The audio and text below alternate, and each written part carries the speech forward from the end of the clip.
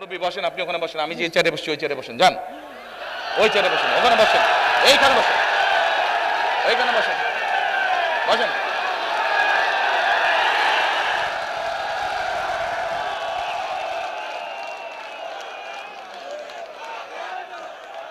মুরব্বী আপনার নাম কি? এই আপনাদের এলাকার মানুষ, এনে এই এলাকার মানুষ চিনেন ওনাকে?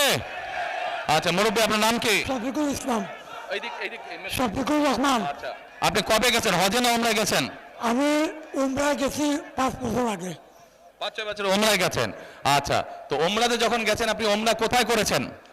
উমরা মদিনায় করেছি। ওমরা তো মদিনায়, ওমরা তো মক্কায় করে। মক্কায়ও করছি, মদিনায় মদিনায় তো হযরত করে জিয়ারত করছি। হ্যাঁ, জিয়ারত করেছেন, নবী সাল্লাল্লাহু আলাইহি ওয়াসাল্লামের রওজা মুবারক জি, জিয়ারত জিয়ারত করেছেন। হ্যাঁ, করেছি, জি। কিন্তু এই যে তাওয়াফ করেছেন, ওমরা করেছেন কোথায়? কাবায় না?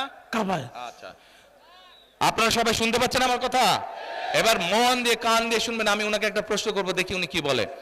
আচ্ছা মুরব্বী বলেন তো আমাকে, এই যে কাবায় আপনি গেছেন, আল্লাহর ঘর না ওটা?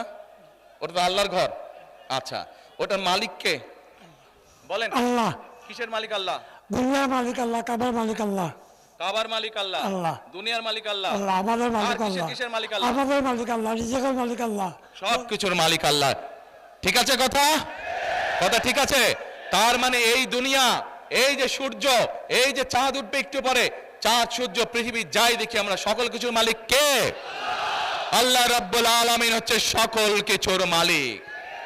আমরা কি দেখছি? আমরা দেখছি ওই যে একটা রাজনৈতিক দলের কথা বলেছি, যাদের ভূমিকা আমরা 50 বছর আগে দেখেছি।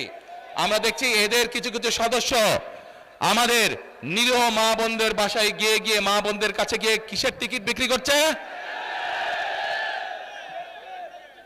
টিকিট বিক্রি করছে, জানেন তো? হ্যাঁ, 1 মিনিট। আচ্ছা মুরব্বী বলেন তো, এই বেহেশত বা দোজখের মালিক কে? আল্লাহ পরওয়ারদিগার। মুরব্বী বলেছে বেহেশত ও দোজখের মালিকও আল্লাহ তাআলা। আপনারা একমত? কারা একমত এটার সাথে হাত তুলেন, যারা যারা একমত এটার সাথে। সবাই একমত, আলহামদুলিল্লাহ, আলহামদুলিল্লাহ, আল্লাহু আকবার, আল্লাহু আকবার। এখন আমার প্রশ্নটা আপনাদের কাছে, যার মালিক একমাত্র আল্লাহ রাব্বুল আলামিন, সেটা দেওয়ার ক্ষমতা মানুষ কি রাখে? তাহলে যে মানুষ কে বলে বেহেশতের মালিক আল্লাহ তাআলা, দোজখের মালিক আল্লাহ তাআলা, কে কোথায় যাবে সেটা সিদ্ধান্ত একমাত্র আল্লাহ তাআলা নেবে। তাহলে যারা গিয়ে বলে যে তাদেরকে ভোট দিলে বেহেশতে যাবে, এটা কি হতে পারে? মুনাফিকি না, এটা রীতিমতন শিরকি, শিরকি, শিরকি। আল্লাহর সাথে তারা তুলনা করছে। কাজেই 71 সালে তারা তো মানুষ হত্যা করেইছে। এখন তারা আবার বহু মানুষকে বিভ্রান্ত করে তারা শিরকির অংশীদার করছে। কত বড় মুনাফিক, কত বড়!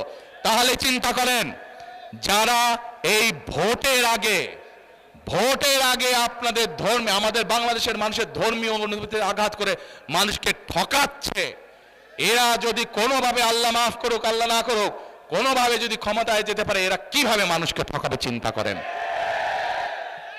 1 মিনিট, কথার যুক্তি আছে কি ভাই? যুক্তি আছে কথার? যুক্তি আছে? এই শিরকিওয়ালাদেরকে, যারা শিরকি করে, এদেরকে বর্জন করতে হবে, মানুষকে সচেতন করতে হবে। আর আরেকটি কথা বলে বক্তব্য শেষ করব। আমি কি বলেছি আপনাদেরকে? আমরা এই দেশের বেকার। মুরব্বী বসেন, আপনি ওখানে বসেন, আমি যে চেয়ারে বসছি ওই চেয়ারে বসেন, যান ওই চেয়ারে বসেন, ওখানে বসেন, এইখানে বসেন, এইখানে বসেন, বসেন।